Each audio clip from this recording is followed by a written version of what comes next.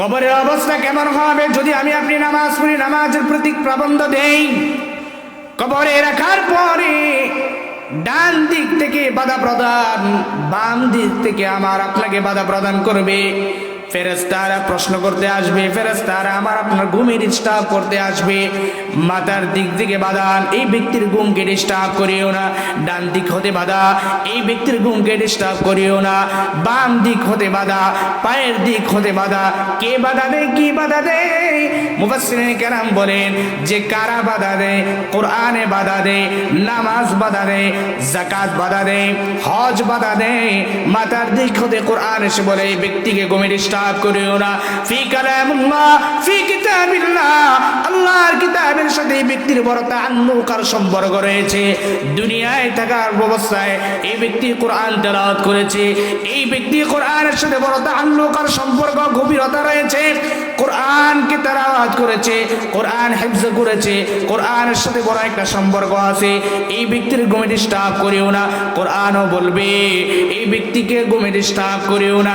নামাজ বাধা প্রদান দিবে, নামাজ বলবে আমাকে এই ব্যক্তি যত্ন সহকারে হক আদায় করে করে করে করে নামাজ পড়েছে, নামাজের প্রতি খেয়াল ছিল, নামাজ আমি এতটা গুরুত্ব সহকারে পড়েছে, দুনিয়ার কোনো কাজ তাকে মশগুল করতে পারে নাই, দুনিয়ার কোনো কাজ তাকে বাধা প্রদান করতে পারে নাই।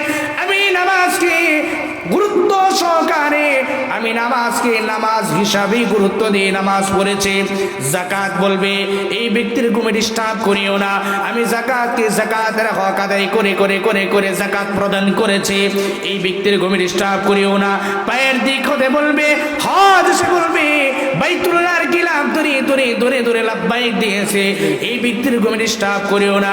বলেন বাবা আমি আপনি যদি এই কাজগুলো সঠিকভাবে করে থাকি, নামাজকে নামাজের হক আদায় করে পড়ে থাকি, বাইতুল্লাহ জিয়ারত যদি করে থাকি, আল্লাহর ঘর লাব্বাইক দিয়ে দিয়ে দিয়ে দিয়ে যদি আমি হাজিরা দিয়ে থাকি, তাহলে কবর হতে আমার আপনার জান্নাতের গ্রাণ পাওয়া যাবে। নবী আলাইহিস সালাতু ওয়াস সালাম বলেন আল কবরু রাউযাতুম মিন রিয়াদিল জান্নাহ আও হুফরাতুম মিন হুফারিন নার। দুনিয়ায় যদি তুমি আল্লাহর ইবাদত বন্দেগী করে থাকো, আল্লাহর রাজা এবং সন্তুষ্ট অর্জন করে থাকো, তাহলে কবরটা হবে তোমার জান্নাতের বাগান।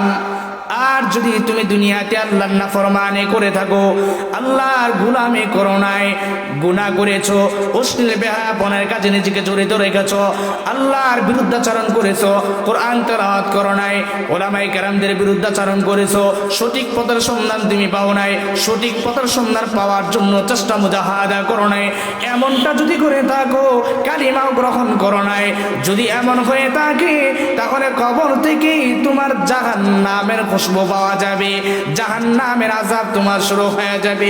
এমন জাহান্নামের আযাব, দুই পাশের মাটির চাপের কারণে পাঁজরের হাড় একটা আরেকটার ভিতরে ঢুকে যাবে। নবী সাহাবায়ে কেরামদেরকে যখন এই হাদিস বর্ণনা করে বললেন, সাহাবায়ে কেরাম জিজ্ঞাসা করেন এক হাড় আরেক হাড়ের ভিতরে পাঁজরের হাড় কেমনে ঢুকে যাবে? নবী এভাবে হাত কি উঁচু করে দেখাইলেন, দেখো আমার হাত এভাবে এক দিকের হাড়, একদিকের পাঁজরের হাড় আরেক দিকের ভিতরে এমন ভাবে ঢুকে যাবে। সাহাবায়ে কেরামদের মধ্যে কান্নাই বিভোর, কবরের চিন্তায় বড় কান্না, এত পরিমাণ কান্না করে। নবী বলেন আমি কবরের চিন্তায় যখন অল্প বয়সে আমার মাথার চুলগুলো কালো থেকে সাদায় পরিণত হয়েছে, কবরের চিন্তা এত বিশাল চিন্তা। মেরাজের ভ্রমণীতে আমি নবী জাহান্নামের আগুন দেখে এসেছি, জাহান্নামের আমি আগুন দেখে এসেছি, কেমনে ভাবে আমার উম্মতকে জাহান্নামে নিক্ষেপিত করা হবে, কেমন ভাবে জাহান্নামের শাস্তি দেওয়া হবে, এরপরে কবরে আযাব কেমন হবে, জান্নাতের নাজ নিয়ামত আমি দেখে এসেছি। নবী দেখো সাহাবায়ে কেরাম এই চিন্তায় চিন্তায় চিন্তায় আমার অল্প বয়সে মাথার চুল কালো থেকে সাদায় পরিণত হয়ে গেছে। বড় আফসোস পরিতাপের বিষয়, আমরা সেই নবীর উম্মত হয়ে যেই নবীর কোনো গুনাহ নাই, নাই, যে নবীর কোনো গুনাহ নাই, যে নবীর কোনো অন্যায় নাই, যে নবীর কোনো নাফরমানি কোনো ছোঁয়া নাই, 63 বছরের জিন্দেগিতে মিথ্যার কোনো ছোঁয়া নাই, এই নবী যদি কবরের চিন্তা যদি এত পরিমাণ করে থাকে, তাহলে সে নবীর উম্মতের কি পরিমাণ করা দরকার? নবী প্রতিদিন 100 বার ইস্তেগফার পড়েছে, আমি আপনি কয়বার পড়ে কতবার পড়ার দরকার ছিল? ওরে ভাই, এখনো কি তোমার হুঁশ আসে না? এখনো কি তোমার কবরের চিন্তা আসে না? এখনো কি তোমার আল্লাহর ভয় অন্তরে পয়দা হয় না? যেই দিন মালাকুল মউত এসে ঘরের দরজায় হাজির হয়ে যাবে, সেই দিন আর এদিক সেদিক করার কোনো সুযোগ থাকবে না। ও পর্দার আল্লাহর মা, ভালো করে শুনুন, দিলের কানে একটু লাগান। এমন একটা দিন ছিল, যেই দিন আপনি লাল রঙের বেনারসি পরে শাড়ি পরে, লাল বেনারসির শাড়ির প্যাকেট হয়ে আপনি আপনার স্বামীর ঘরে আসছিলেন।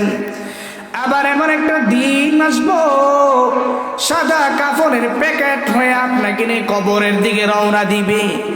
এই চিন্তাটা যদি থাকতো, এই ভয়টা যদি থাকতো, কেমন ভয়! এমন এক জায়গায় নিয়ে যাবে রে বাবা, যে জায়গায় মানুষ দিনের বেলা যেত ভয় পায়। এমন কত কবরস্থান আছে, এমন কিছু জায়গা আছে, কবরের জায়গা, দিনের বেলা যেত মানুষ বড় ভয় পায়। সেই জায়গায় একাকিত্ব হয়ে আমি আপনি কেমনে শুয়ে থাকবো?